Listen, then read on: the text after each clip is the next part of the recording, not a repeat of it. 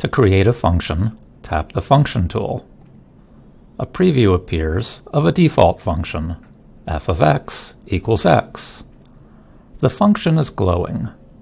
I'll tap the green check mark to place the function in my sketch. Now I'll double tap the function to edit it. I can insert x, pi, or e into my function.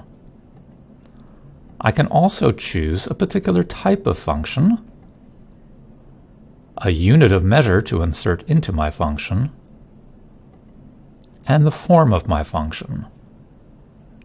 I'll enter f of x equals sine x.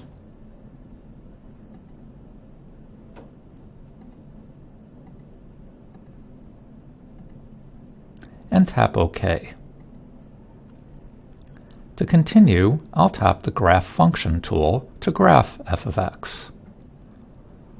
A preview appears of a default function, g of x equals x, and its graph.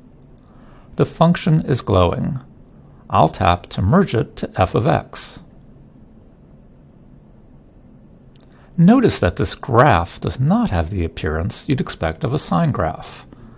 That's because I need to change the units from degrees to radians here in the Utility menu. I now have the familiar sine function. Graphing a function can be streamlined using the Graph Function tool. To form a cosine graph, I'll tap Graph Function.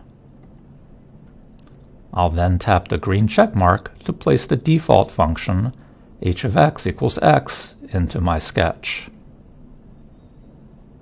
Finally, I'll double tap the function to edit it.